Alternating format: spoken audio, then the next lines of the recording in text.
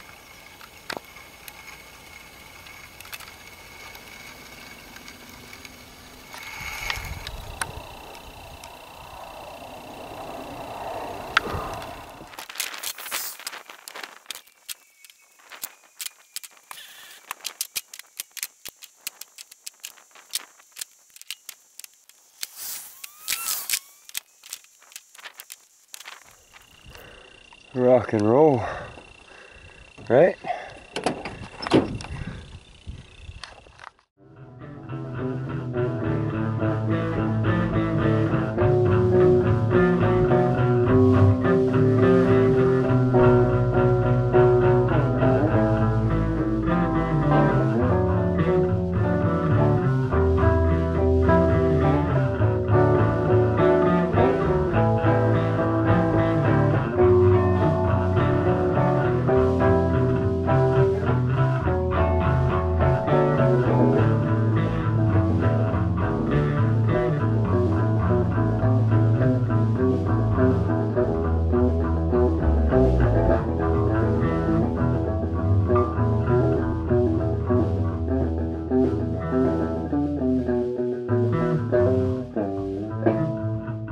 So just trying to tie in this wall that stretches out into the upper pastures. It's just really a little edge to where it builds in and connects to all this.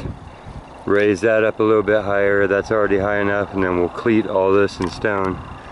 But yeah, doing the little tie together here. Technical because I want the stones to all be behind each other uphill. Shingled downhill so that the bottom one under it's supporting the next uphill. And this last is structural, and then I'll thicken it out and facade the top. And then you get smaller and smaller, filling in the cracks, and it actually makes it stronger so you don't get one pry point on any of the main larger stones. They kind of defer the energy when kids, animals, and everything else bounce across the top. So, next. Pretty good tie-in though, kept the top of our pyramid. Got the road extended to the upper pasture, which makes a heck of a fire break. As you can see, here's our wall from above. So now I'm about to build kind of a big boulder row and then clad the slope low enough down to hopefully leave these walls sticking. That one obviously, but this one up so you can tell there's two walls and then the clad slope. Tying this in, which up here is actual retainment. These are boulders that I pried out of this side that were too big to do anything else. You can see I rolled some all the way down there that I used for the front row of that because it was so deep. But yeah, I was taking littler stuff. It's like 100 degrees. Well, no, maybe 90 degrees. Maybe even 85, but I'm in the full sun. And we have the fires up here, so for your 4 or 5 in a row, I will be working in this. So it's already obviously burnt right where we are. It's in recovery.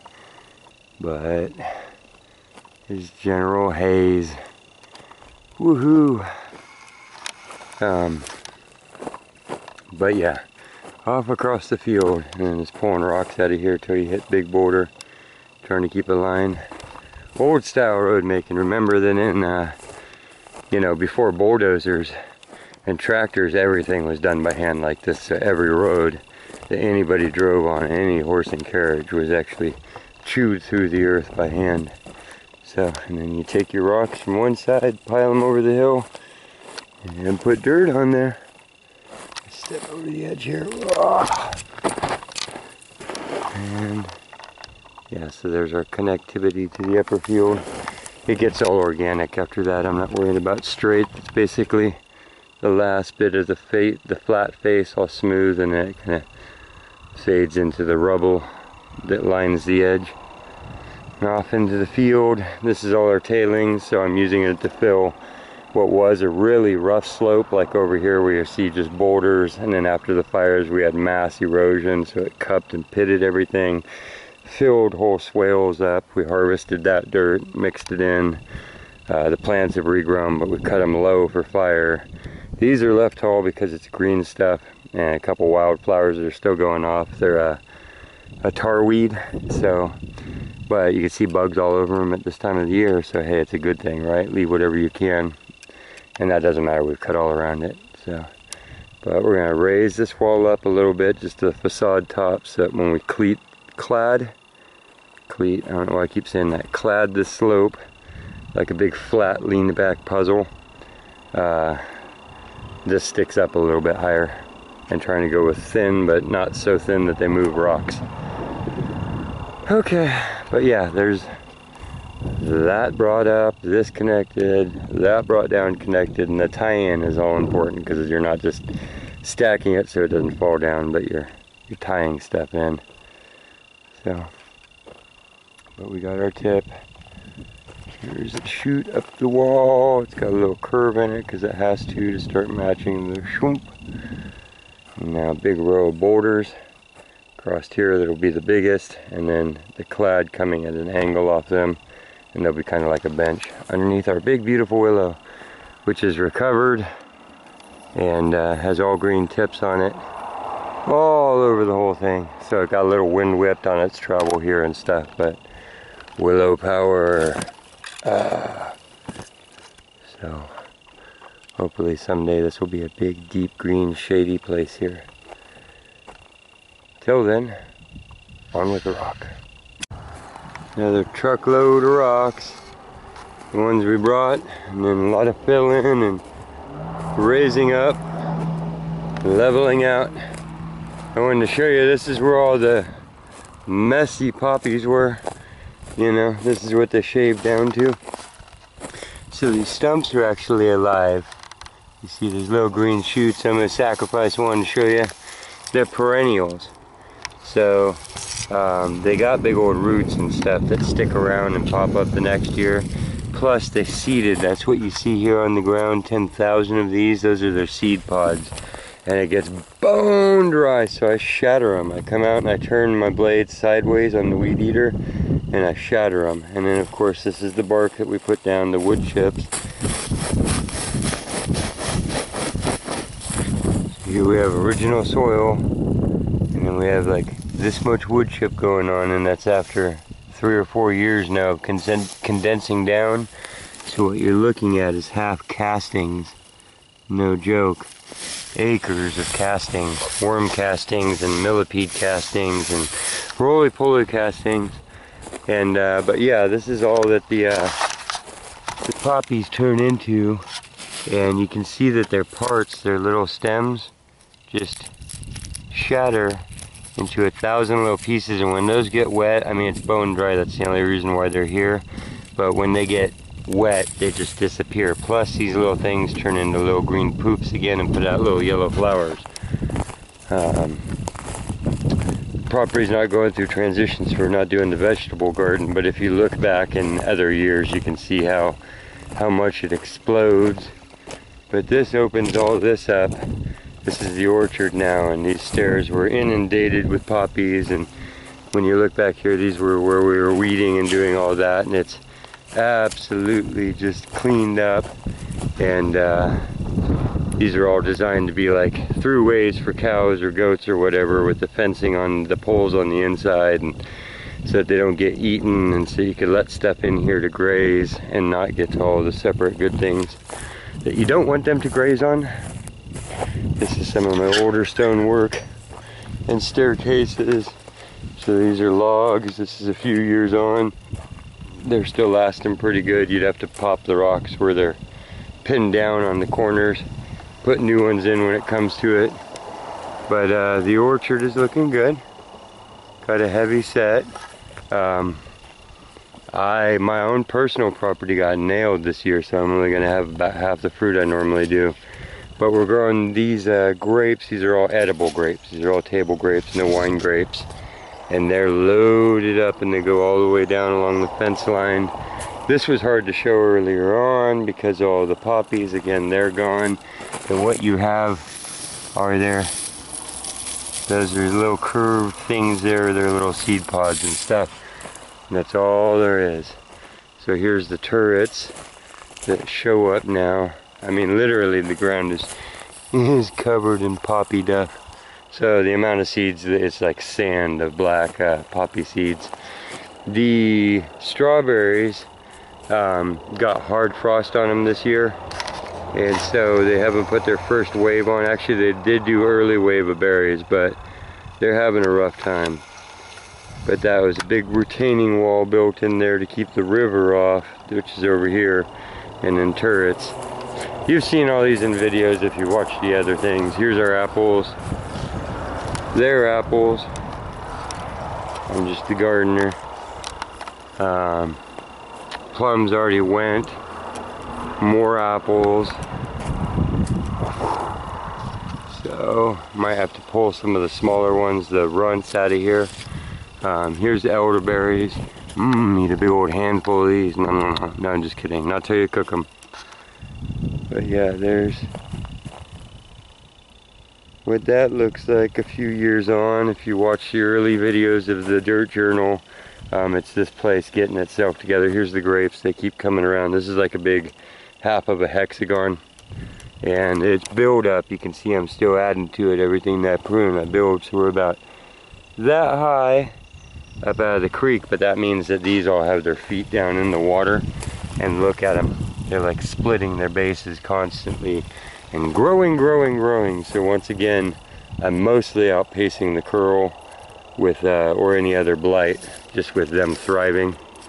And yeah, probably that much growth just in the branches this season. So happy is the orchard.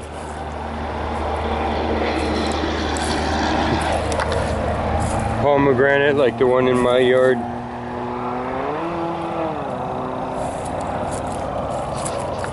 Trained these all from babies, these grapes. They're set on, I just have baling wire and T-stakes, and the cables will actually get strong enough. There's only, what, one, that's the elderberry down there, 2, 3, 4 on this whole thing. And we've let them fork out. I just made a split in either direction, and the one cable runs all the way along there, and I don't let it do any other growth. I just continuously prune that off, and I prune down to all during the growing season. Even I prune down to where there's only 2 big leaves to shade the grapes, and that's it. Like even this little gangly. The thing about a grape is that if you get it at the right season or part of the moment, you can snap them, and that's actually better for them. It's how they kind of evolve to grow. And this is the best way to get a cultivar, is what I've seen. You stick that right in wet stuff and keep it wet, and it grows new roots for you. Throw that over into the berm. You can see that's just all fresh stuff, and then we'll put more rocks and more logs and just keep building it up. But yeah, these are the peach trees from the first video. And they're looking good. They're busting their skin, and there they are. There's my fist, my arm, turning into big old creatures that were under. I hauled these home, or here in my truck, and did the installs. Ooh, look at that. Are you ripe? Almost, huh? Here's where our thickest poppies were. So they're shattered down. And it's like straw, except for without a single drop of oat or grass seeds. You won't have things. Remember, just my only problem with grass, which sprouts out of straw every time you spread straw around, is that not only is it not native, but their seeds tend to be barbed. So they're just different versions of foxtails, you know, and stickers. So unless you like stickers hanging out all the time, I personally don't. I try and go for things, you know, leaves, anything, things that have seeds that you like. So that's kind of the miracle of these poppies here. You know, each thing in its own place, but look how much biomass is, like an inch of them shattered here. And then the mimosa, this is a type of acacia tree, and it's not to drink, but maybe where they got the name from. Isn't that beautiful? There's them uncurling, pre-opening buds, uncurling, and they just keep doing fireworks. And then these drop off, fall down here, and land. You can see they're actually landing right on top of where we just did the poppies, right on top of where we just did the bark, where everything's been eating it down. And somewhere under there is that original soil. But I tell you what, the UV rays and nothing gets to it. There's that original hard, oh, okay. And this allows all of the little microbes and everything to live and thrive here. But that's what I wanted to show you, the continual duffing of good plants. Again, this is a seedless biomass dropping and mixing in here. So you can see that detail You know, it's hard to make dirt, and if you're somebody who has to buy dirt and haul it in by the truckload or the bag load, you understand that. So you smell what I'm stepping in. Look at that. You know, the wood chips were free because of the fires, and we source them from the county and the pullouts, and they were nice enough to deliver it. And then the plants that we have here are generating and generating, instead of stripping it all off and taking it somewhere else and depleting and depleting and depleting, and then trying to race back and put in mostly decomposed dirt. We're doing it like nature doesn't. We're letting it just duff and duff and duff and duff. And so it's like building up from what would be like 100% at ground level to where we must be at like what, 107% or something. You know, we have another 2 inches of stuff on here. So moisture retention and everything else. So anyhow, thought that was cool. I just wanted to let you know, that's what happened with the with all the poppies. They were literally here. This was the area, and they're just shattered into nothingness here.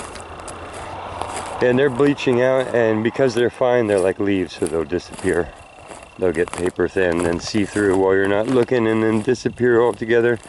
And that's that type of matter that worms and everything else like to eat through. You can see the poppies coming back. There's the little green poofs. This one actually has the little buds on. So if you were to water out here, even set up a sprinkler, you'd have a bunch of little green and yellow poofs. But we're sticking mostly to the beds. You know, let this go. Let the rains come back. Saturate stuff. This is where we have drip lines and stuff. And here's an example of a poppy cut and then returning. So it's just any annual, if you do that, basically, take it and cut it way back and then give it a bunch of water.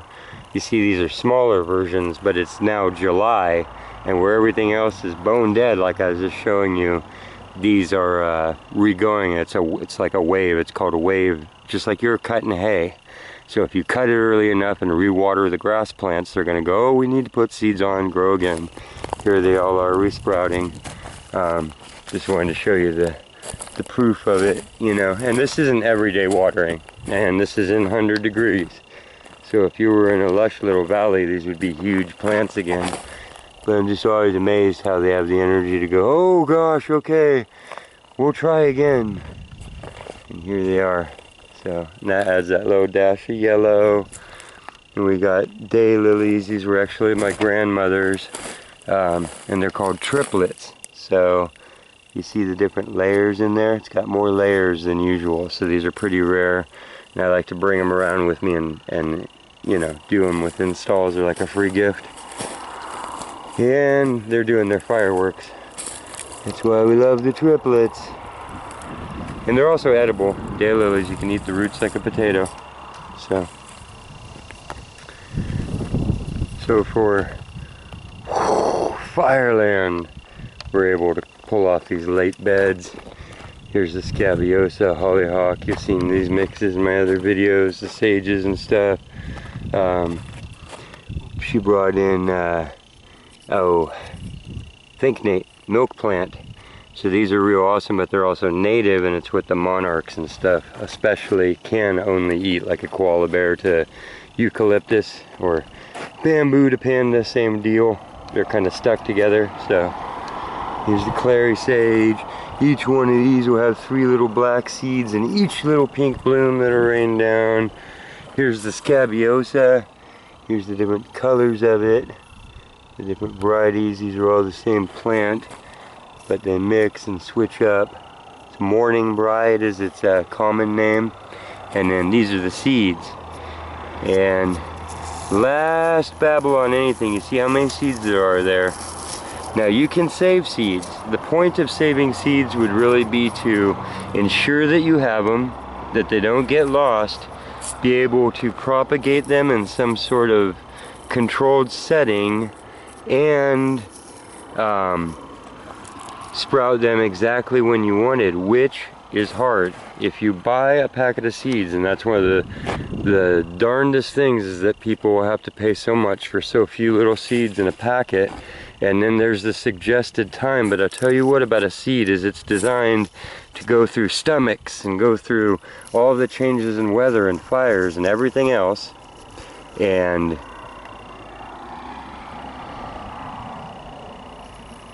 and sit in the soil and wait. It waits to be at the correct depth to where it's been covered up enough by leaves and not too much, and the right amount of sunshine, warmth, to where it knows it's at the beginning of a good growing season, moisture to where it can sprout, and any other number of things like being burnt or having its surface scored or having been frozen or the correct you know, amount of acid around it or whatever. It gets its signal and they'll lay there. Some seeds can last 30 years, 15 years, 3 years. That's latent, just laying in the soil. So what that means is these things are designed. Look, this is the simple part. Besides all the babble and all the technical, look, what are they doing? What's nature doing? It's throwing a bunch of them on the ground. When is it doing it? Right now. Why is it doing that? Is it saving it in a little packet and then trying to put it out? Every year the rain comes at a different time, slightly, a few days. Every year the sunshine hits things with a slightly different exposure, blah, blah, blah. The dirt gets moved. It's too shallow, it's too deep. So when they're like planted an inch deep, 14 days before spring, that's why sometimes they don't sprout, and then a year later, you will get some that sprout, and you're like, those are the seeds that I put out. That's what's going on with all that. So what nature does, always with all of itself, is it puts out a plethora, a huge amount of seeds, a whole bunch, knowing that a lot will fail. But if 1,000 go out and 20 succeed, that's 20 plants. Plus, if you're a human, if you're a gardener, coming along here and trying to clip all these and deadhead all this, that's a whole amount of work, trying to save it, trying to get those either sprouted and then transplant them up or move them into beds, trying to do all that. That's so much more work. I want you to take them off. I want you to throw them in the areas where you want. I want you to throw the whole things there. When they're bone dry, I want you to beat them with a rake so you know all the seeds are off. Now I want you to throw their bodies away so they're not ugly. And then I want you to just wait. And I want you to do that in like 10 different spots where you might want them. And in some of those spots they will succeed. That's nature. When they succeed there, you're going to be a happy person because they're going on their own. And you'll start learning. You'll be like, okay, they had these, like these spots. They only lived in these spots. All of a sudden you're a botanist, you're a scientist. And you're going to take that information, you're going to find other spots and be like, there, there, there, and you're going to multiply and multiply, and you're going to spend your energy doing the simple, fast things in mass like nature does, and not waste your time trying to chase and be reactionary and keep up. You're going to go, mass, mass, mass, okay, only a few survive, but we're still ahead of the game because we didn't spend a huge amount of energy on it. You didn't invest a whole lot. You chopped them off here and you threw them where you might want them. Yay, you got 40 plants. Oh no, you lost 1,000. Big deal. It wasn't a whole lot of work. Okay? So I know that's a whole lot of babble, but I have filled yards. That's how you do it. That's how you do this. It isn't from taking them, saving them in a packet, charging $1.75 for them, hoping that those 10 succeed. You can do that, and the gardeners that do that, you are master gardeners. Okay, you're awesome. I don't have those abilities, that patience, or that consistent time and place a lot of times in life. I'm coming, I'm doing things, I'm throwing them out, but you can do that. I bring a sheet load of stuff and go, here, and then they pop, you know. So get that bag of seeds, and instead of worrying about when, take them out, throw them out everywhere, even if you're buying them, even if you don't have them. Somebody gives you a bouquet and half your flowers go to seed, take those seeds, throw them out in places in your yard. You go places where, you know, you're at your buddy's house and they're throwing out piles of their dead-headed flowers and their wads of seeds. Go, hey, can I have the compost, you know, top of your pile there where all your dead seeds are, and take those and throw them out in your yard. And you'll be amazed. You'll be like, whoa, and when you see them, help them, water them, start treating them nice, and all of a sudden they're your pet. And you'll learn things. Listen to them. They'll be like, I grow here, I don't grow here, I need this, I need that. We'll see you next time on the Dirt Journal. Thanks for watching. You know, keep up the good fight. We'll see you. Remember, you can like, share, subscribe, and comment to tell me what you think. There's a lot of ways to skin a cat, and I enjoy being told, you know, whether you like it or you don't. It helps feed into the overall community and the overall learning. So it's a platform. Use it if you want. We'll see ya.